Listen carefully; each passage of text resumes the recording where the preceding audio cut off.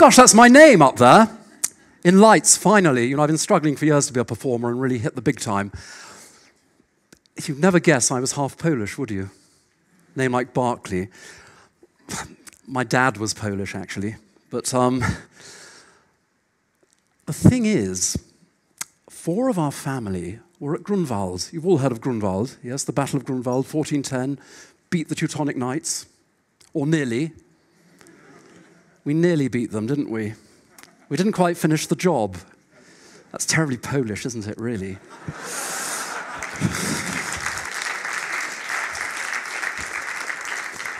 But you know, somebody was explaining to me the other day how Poles work. Socially, I mean. You have 2 groups. You have the family group, the extended family. Cousin Krzysztof wants to build a house. So the whole family comes together and they build Cousin Krzysztof a house. And when, you know, Cousin Jemima wants to have a house, everybody goes and helps that. Now, at the other end, when there's a really heroic thing to do, or utterly futile, but which is going to cost a lot of lives, Poles are really good at that. They're marvelous at it. And they live on it for years and years and years and years, you know. The city of Warsaw is advertising itself on one of those great events. What a way to live, really. But what I want to ask you, the thing that really intrigues me, is what happens in the middle. You know, we all need fascism and we all need communism to keep the middle of politics alive. But, you know, Grunwald, the Warsaw Rising, and Cousin Krzysztof's house, there's an awfully big gap in between. Now, today we've heard lots of things about people working together, coming together, even trusting one another. Oh, my goodness. Trust. But where do we learn to trust? Where do we learn to trust, actually? What? Family? Life. Life. What do we mean by life? Experiences. Where do those experiences begin? Oh, that's what I thought I was going to get. Those experiences should begin playing football, playing rugby if you play it, cricket, playing music, drama, theatre in schools, learning the difference between individualism, me, I'm really important, I've got really good ideas, and the rest of the world going around thinking, he's mad, avoid him. And knowing that as a back or centre forward or something, you have value in the team. In the word team, there is no I. Together, everyone achieves most. There is no I there. We learn to work together at school, but not in a Polish school. Oh, no, no, no, no, no. Because Polish schools are subjective. You know, the way we're taught is very, very important. In Polish schools, I'm generalizing, so forgive me if there's anybody here who has a different idea, you are taught on the vomit method.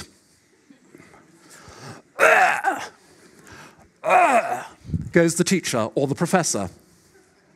And what happens at exam time? Comes the vomit back again.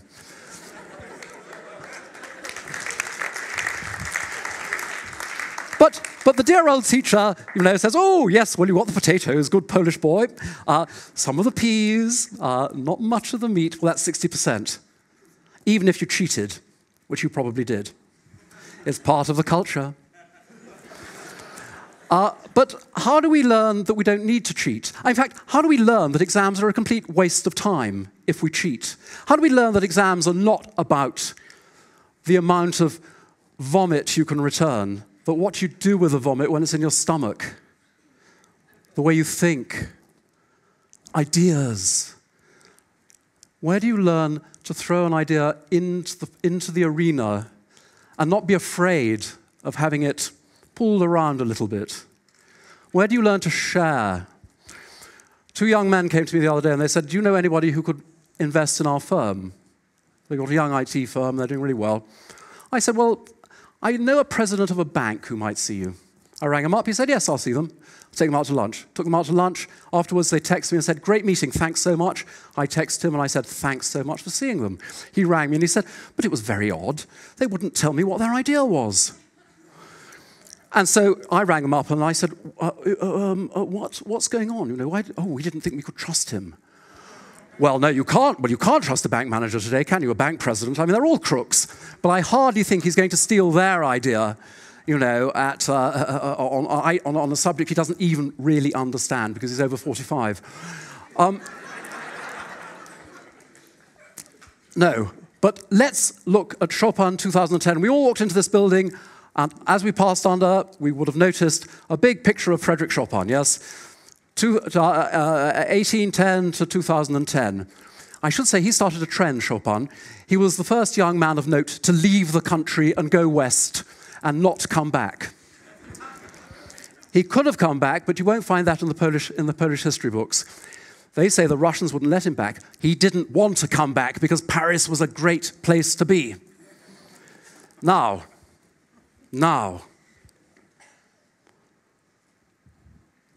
Poland is a country without music. How many of you in here who are Polish had any practical music making in your school careers after the age of 12? I haven't got my glasses on, so I can't see. There are a few. Will this be the reason why there's no music industry in Poland? You know, really a great employer, because half of my musicians, I run a foundation, half of my musicians can't find work. Oh, and you know, they can't find work because we've just had a thing called a festival, a Chopin festival. It could be Beethoven, it could be any other sort of festival. Look around the country and look and see who is playing in the festivals. Rather a lot of foreigners. Ooh, so you have to buy foreigners in, and then they go away, and they take money with them, yes? That money could be used for infrastructure, couldn't it? Roads, that sort of thing. I don't mean roads. I mean creating work for Polish musicians. It could be used for training teachers to teach music in school. Because, ladies and gentlemen, music matters. Live music electrifies the brain in a way that nothing else does. Music helps people with all sorts of learning problems. Music gets to those places, as the beer advert says, that other things don't reach. It takes us to another level. But making music in school, and I mean musical theatre, singing, dancing, acting, the things that the child inside us really wants to do, the thing that every small child does, storytelling, singing to itself, dancing, moving, you know, that is denied our children. And the cost is enormous, because it is only by being in a team that you learn to trust the people around you, yourself, and gain respect. And those three components, trust, and respect, are what allow us to share ideas, to grow, to be... Do you know, I was doing a leadership training the other day. The voice as a leadership tool. Stalin was good at it, Churchill was even better. Hitler, just look through the history. I'm sure Alexander the Great was good at speaking as well. Sobieski, look. The voice for a leadership tool. I went in, this was the third day of a residential training program. People flying from all over the world. And I watched the people eating. They kept to their national groups. Indeed, there were 3 girls from Bulgaria who were sitting at a table for 10 people, and the Russians had 3 places to spare on their table, but they didn't come together. So I started an exercise which was all about touching, you know, invading space, and it didn't go very well. Not at all. It didn't even start, actually. And I said, now what's the problem? I said, have you actually shaken hands with each other? Do you actually know who each other is? No. Oh, says I thought you were leaders, or potential leaders, of a great multinational. Well, they don't really want leaders, do they? But I mean, you know what I mean. I mean, leaders fuck up the system, you know, too many leaders. And so I said, go and shake hands. I mean, try it now. Shake hands with the person next to you. See what happens. Go on, try it. Shake hands. Say hello. Go on, do it. God, do it. Shake hands. That means you too. And you see, there is a little frisson of excitement. Oh, what fun. Isn't this marvelous? Oh, we're making contact. We're breaking down the barriers. But these physical barriers are mental barriers. Imagine what it's like if just to touch somebody is dangerous. What about putting yourself on the line with an idea? Now, one of the things I did was I put an object in the middle of the room and I said, when you have an idea of what that object can be, apart from what it is, come and show me. Well, I don't want to look stupid. Sorry, I'm going to do this. Oh, no. I'll wait for somebody else. Well, then somebody else went, and they did it, and they picked up, oh, it could be this. And somebody else went, oh, it could be it could be this. Somebody else went, it could be that. Nobody went, oh, look! Upside down, it can be something completely different, or on its side. And then somebody said, why are we doing this? And I said, well, if you can't even pick up whatever it was and turn it upside down, what are you going to do with a problem? Oh, it's always the same. You know, I was working with a mobile phone company the other day, and I discovered, huge one, but it's losing, you know, deservedly, it's going down in the rankings, losing market share, but they don't care because they've got so much of it, but they will care. They will care. And what I discovered was that the research and development department and the marketing department only talk to each other at board level. We don't talk to them. Oh, no. We don't talk to them. Leave it to the boss. Well, that's fucking stupid, isn't it? Frankly, excuse my English. But I mean, you know, if you have to wait for it to go up to the board, whoa, and wait for it to come down again, what's the use of that? Now, the Chopin year, would this work? Right.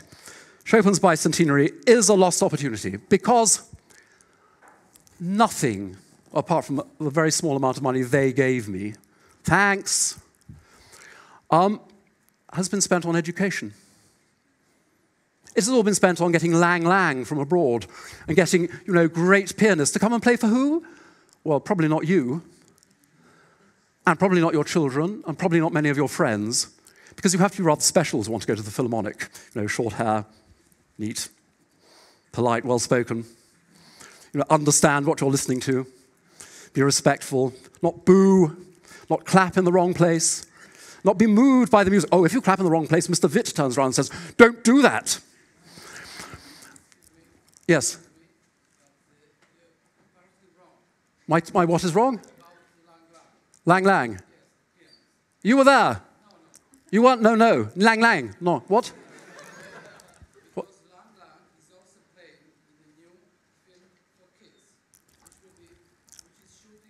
But that's bollocks. That's absolute bollocks. You see, that's exactly the point. How can you introduce music to children that don't know anything about music? What is the point of speaking to them in Hindustani if they only speak Polish? You see, there's a terrible assumption here, and it's an arrogance of the elite, which is saying, music is good for you. We are speaking down to you. We are giving you Lang Lang on a film. Marvelous of us, terribly nice of us, isn't it? Oh, gosh. Right, for kids, yes. But it's not being used where we need it. It's passive listening. What we need is active music making, because it is active.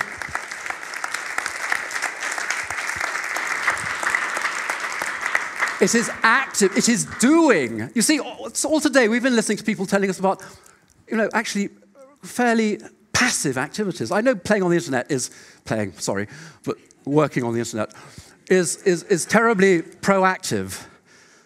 But it's not really, actually. What's proactive is smelling somebody else's sweat.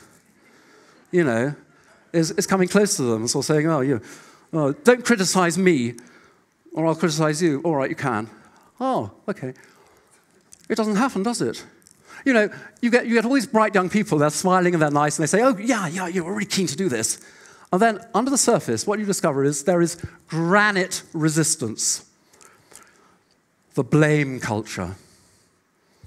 Now, my prognosis is this: unless we address the blame culture now and allow people to come together, to work, to exchange ideas at a very early age where they need to learn to do it, to learn the value of individuality as opposed to individualism, me, Poland will be a failed state in 15 years' time. And I'll tell you why. At the moment, Poland, despite what the government says, is living off aid, AID, from the European Union. It's not even using the bloody aid. It's not even applying for the money properly. It's not even getting it. We haven't even got a road that goes from here to Poznan. For God's sake, you know, what is essential that we create an environment in schools where children will learn to share ideas, not to speak in parallels. A young man I know came back from 3 years in Oxford.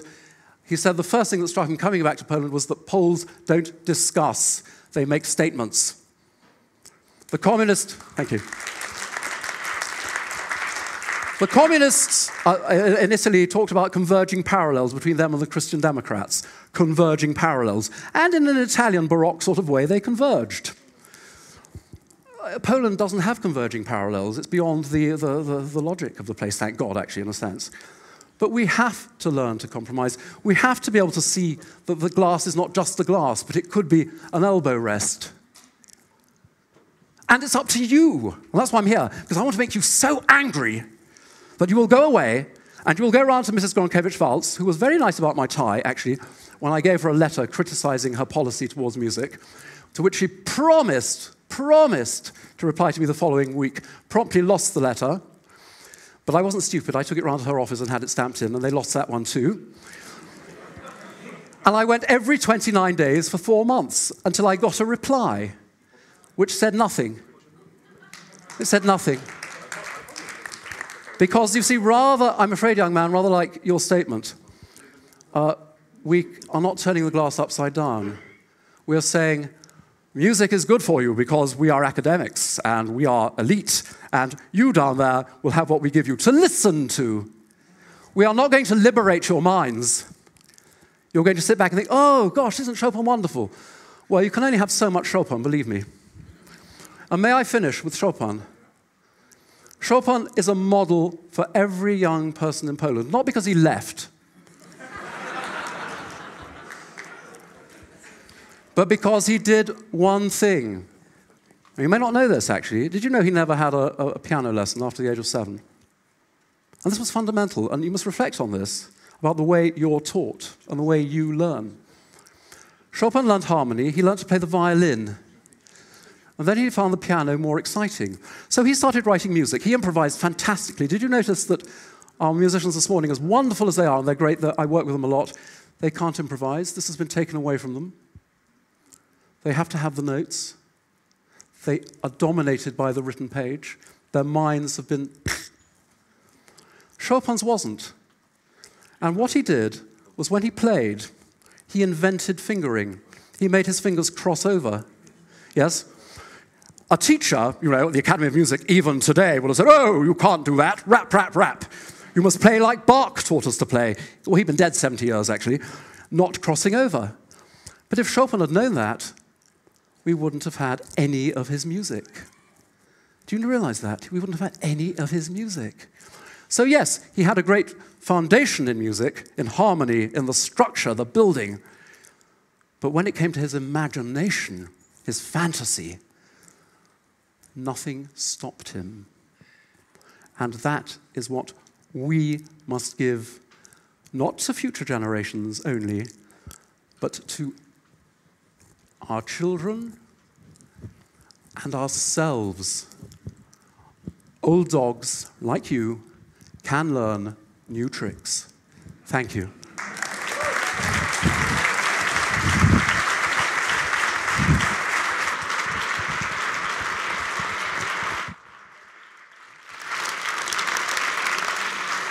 Where'd he go?